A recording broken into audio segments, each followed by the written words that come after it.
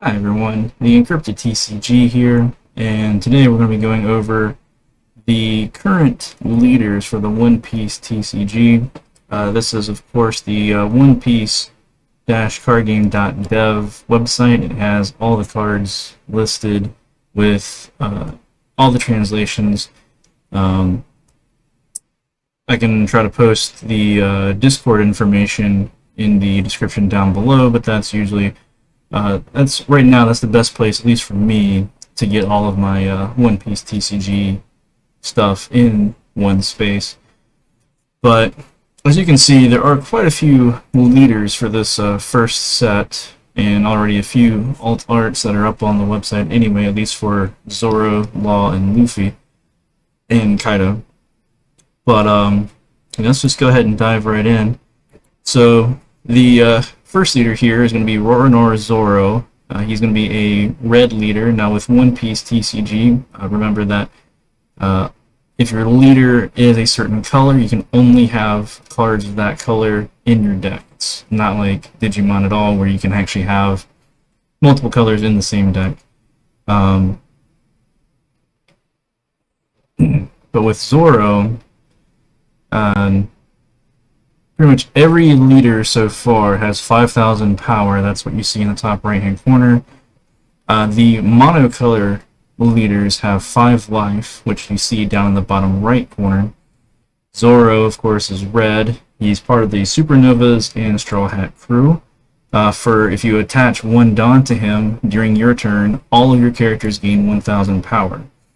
Now, for a leader like Zorro, that is a pretty, it's a basic power, but it's also a very strong power, because all of your characters immediately get stronger without having to attach Dawn, without having to just boost them up in any way, shape or form. And so Zorro right now is a pretty popular leader for an aggro deck. He makes just everybody stronger, when you play with Zorro here. But like I said, very basic power, but it's also a very strong power, so it's worth looking into if you like the aggro game style. Next up we have Trafalgar Law. Now this one is currently one of my favorite leaders, not just because he's red and green, but he has a really nice ability where during your main part of your turn, once per turn, you rest 2 Dawn, and then if you control 5 characters, you return one of the characters to your hand, and then you play one character that's cost 5 or lower of a different color as the return card from your hand, or as a return character from your hand. Now, as you can also tell, they do have 4 life in the bottom right-hand corner. All the multicolor here leaders have 4 life. Now, with this ability, it has really strong combo potential. Like, you could be using the card Bonnie, and then after you use Bonnie's ability, if you have 5 characters on the board, you can then bounce the Bonnie to play like a Rush Zorro or a Rush Luffy, or someone else strong from the red line. Or if you're playing with, say, Nami, and you play the Nami, you use Nami's search ability. Nami doesn't do anything else on the board, at least the search Nami doesn't do anything else once it's on the field, so then you can use the Law's ability to return the Nami and play like Killer, or you can even play the Blocker Law, which will then allow you to do another similar ability with, say, a Rush Zorro that's already attacked, so then you can then replay the Rush Zorro. So this leader, he has a lot of potential. A lot of different deck ideas can be built around him. You can go defensive, offensive, mid-range, whatever. Right now, it's like no one's really found like the perfect build, of course, for him, because the game is still brand new. It's not even out in English. It just launched in Japan, or in Japanese last Friday, I believe. So it's like the game is still brand new, but he's still an excellent leader. Next up we have the red-green Luffy, again 4 life. His ability is you activate main once per turn, You rest 4 Dawn, and then you can set one of your characters that costs 5 or less, as long as they are a Supernova or Straw Hat crew, to active, and then you give that character plus 1,000 power. This is also, it's a strong ability, but in some cases it's like 4 rested Dawns a little bit much. But just reading the card, I'm thinking that you could say, let's say you attack with the Rush Luffy, right? 5 cost, 6,000 power. You attack with Rush Luffy, and then you use this ability to go ahead and re-stand him, giving him plus 1,000 power. Now he has 7,000 power. But if you're also using the Nami from the Luffy starter deck, where you can attach Rested Dawn to your characters, then, you know, it gives you a little bit of an extra boost because you're using the Dawn you rested to use this ability. So again, it's still kind of an aggressive style ability, but right now, Red Green Luffy, he's could be potentially being slept on, but not sure. I would like to make a deck with him as well. I'd like to make a deck with all the leaders at some point, but you know, we'll get into that as we get into it. Next on the line, we have the mono green leader, Kazuki Odin. Since he's a mono green, of course, he has 5 life, and he has the activate main once per turn. You trash 1 Wano country type card from your hand, and then you set up the 2 of your Dawn cards as active. It's a very strong ability, and one of the cool things about this game is that every card has a type. Even events have types. Like, event could be a Straw Hat crew, event could be Wano country, for example. So with the amount of cards in the game at the moment, with just the first set, you know, you have quite a few options, you know, to use this ability on. And Kazuki Odin is definitely a favorite at the moment. A lot of people are trying to build decks with him, just to try and get him to work. But once I get a deck, like a deck review going for him, then we'll go more in depth with that ability. But that is currently right now what his ability does. Next up, we have the Monoblue Don Quixote do Flamingo. Since he is a monocolor, just like Odin, you know, he has 5 life. He's 7 Warlords of the Sea, Don Quixote Pirates. If you attach 2 Dawn to him, and then you attack, you can rest 1 more Dawn. So we're basically 3 Dawn investment here. You reveal the top card of your deck, and if it is a 7 Warlords of the Sea type character with a cost of 4 or less, you can play it rested. Now, the ability can be strong because you are ramping up with your different characters and everything. And there are abilities to where you can kind of stack the top of your deck. Perona, when you play Perona, you can look at the top 5 cards, rearrange them, and put them back on top, or you can put them on the bottom of the deck. So if you happen to find a 7 Warlords character that way, then, you know, you can just stack it on top and then use Doflamingo's ability, and you can go ahead and play it as long as it is a cost 4 or less. There's also Doflamingo's character card also has a similar ability where when you play him, you get to look at the top 5 cards again, and then rearrange them and put them back either on top or on the bottom. So he has a strong ability, but the only issue is that the character comes into play rested, so unless you have some way of restanding the character, they do run that ability. They do run the risk of being attacked on your opponent's next turn. However, that is one attack less that's going to be coming towards your leader, so, you know, maybe could be a good thing, you know. But a lot of people are excited about him, so he'll probably have some pretty good decks coming in the near future. Next up is we have the blue-purple, or what we call in Discord, Blurple Kaido. 4 Emperors, Animal Kingdom Pirates. Now, since he is a dual color, he does have 4 life. So for his ability, you have Dawn 1 during your turn, once per turn. So as long as you attach a Dawn to him, when one of your opponent's characters is KO'd, you can add 1 Dawn card from your Dawn deck and set it as active. So, of course, it only works during your turn, so you can't play any counters that KO characters on your opponent's turn and use the ability. But this card is his ability is pretty good. It's good for ramping up pretty quick, and you can get his ability from either Kaido himself attacking and killing or KOing a opposing character, one of your characters KOing an opposing character, an event you might play that KOs an opposing character. Either way, it helps you to ramp up faster, and hopefully faster than your opponent, which is also pretty good for purple, because purple's abilities, a lot of their cards like to return Dawn to the Dawn deck, so this lets you basically reuse them.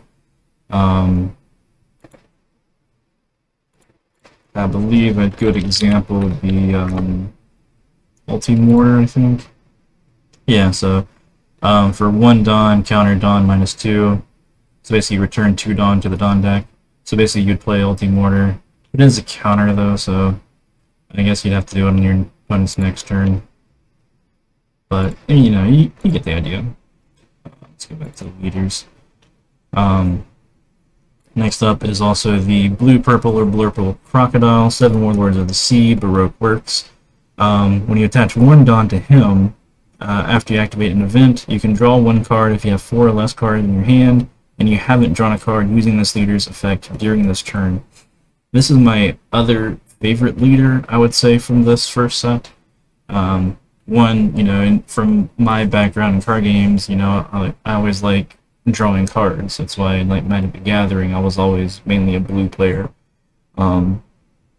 But with this card now, basically it's like the official FAQ for the first set has been released and has been translated.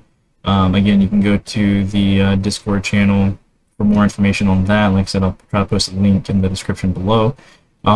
But basically, if you play an event, you need to let that event resolve, of course. And then after it resolves, Crocodile checks to see if you have 4 or less cards in your hand. So let's say you have 3 cards in hand and you play, Love Beam, which draws you a card. If you have 3 or less cards, you still have less than 4 cards in your hand after that.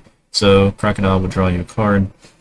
But if let's say you had 4 cards in your hand, or let's say you had 5 cards in your hand and you played a card going down to 4, but the card draws you a card, but the event draws you a card, putting you back up to 5, then Crocodile's not going to trigger even if you were at that 4, even temporarily. So you have to kind of know when to use it. Or you gotta get that timing down a little bit when you try to play this leader. However, his ability does work on your opponent's turn. So if your opponent attacks and then you play an event counter, that counts as playing an event, so you can draw a card as long as you have 4 or less cards in your hand. So that's why I said it's a very strong ability, just because of the constant card draw. Some people don't like the 4 life, but you get to have 2 colors, so I think the 4 life is actually a fair trade-off. Moving on, we have King. Now King, he's Animal Kingdom Pirates, mono purple. A lot of people seem to think that he's probably the weakest leader of this first set, and that could potentially be the case.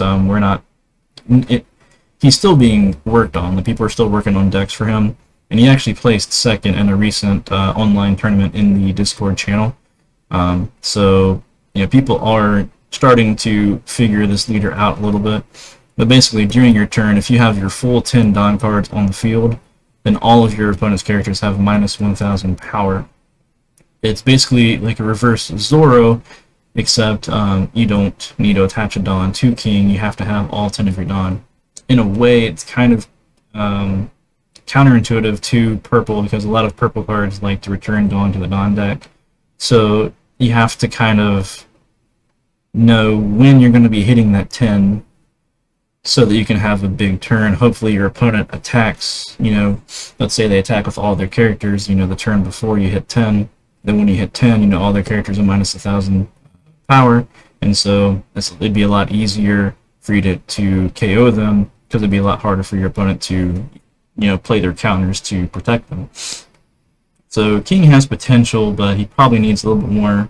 Probably needs a few more cards to really kind of synergize with his ability. He needs more ramp, definitely, than some of the other purple, just because he needs to get the 10 done cards as soon as possible to be able to use his ability.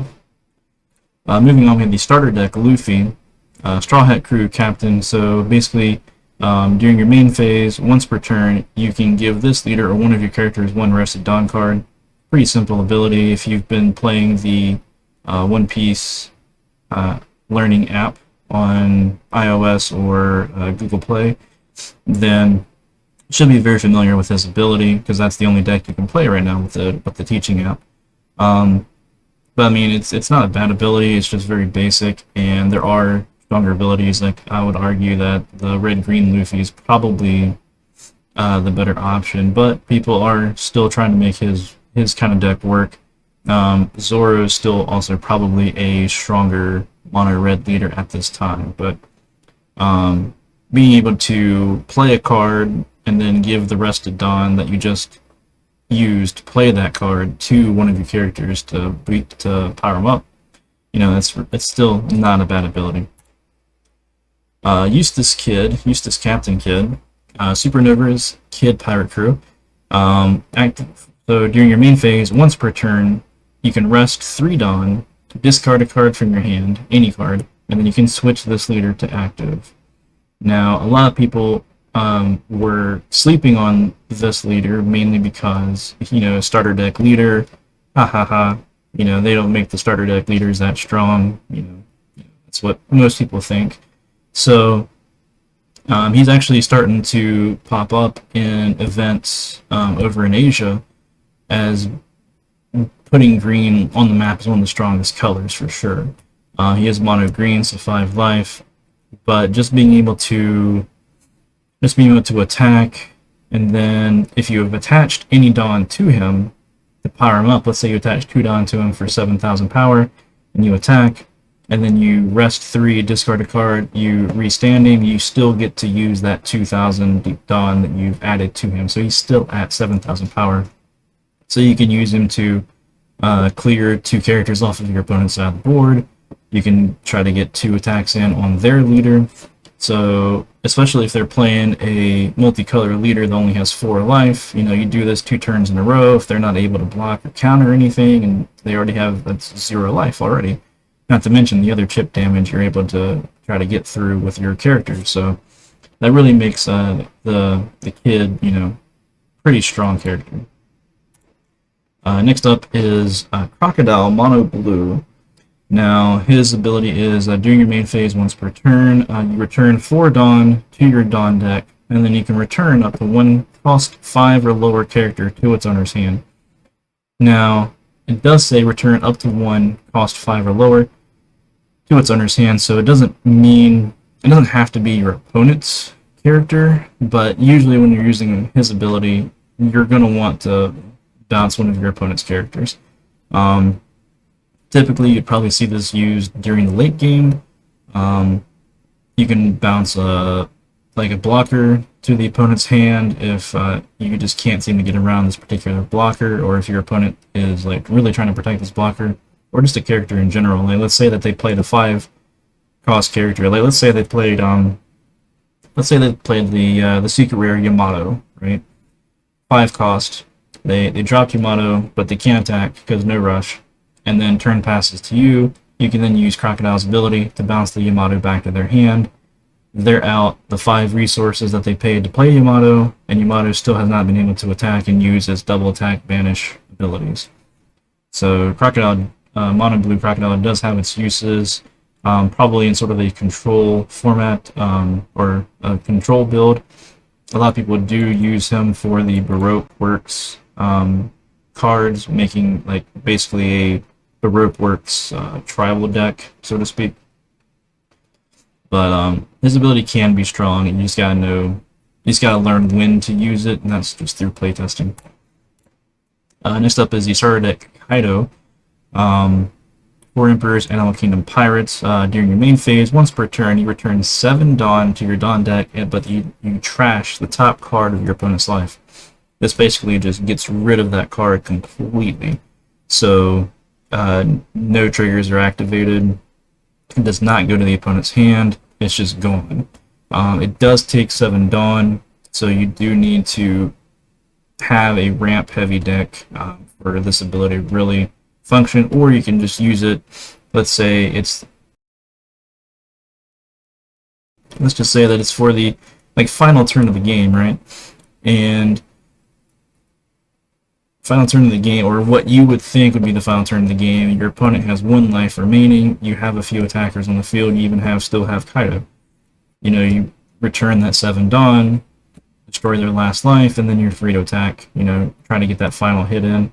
So his is also a very strong ability as well, and a lot of people do like him for the mono purple, especially over King over here. Now, this is a new leader that was just introduced, Shanks. He is going to be the leader in the new purple theme starter deck from the movie, which is why one of his types is Film. So, Film, 4 Emperors, red-haired pirates. His ability is, during your main phase, once per turn, Dawn -3, so you return 3 Dawn to your Dawn deck. All of your Film type characters gain plus 2,000 power during this turn. Now, this is a strong ability, however, like it says, your Film type characters, so it's only going to really work in a Film themed deck, so it's not going to work with any of the other purple characters that purple has available to them. So while it's strong, it's going to be a little bit limited at the moment, since he's specifically for Film. However, that is all of the leaders, and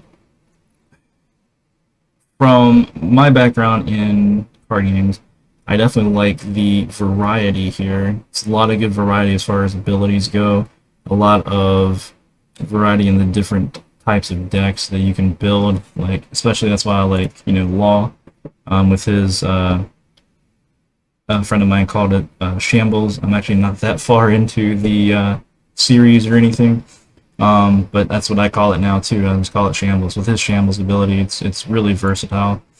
But anyway, I hope you enjoyed the video, and hope you enjoyed me, trying to describe these, based on what my thoughts are, and kind of like from a background in my card games. But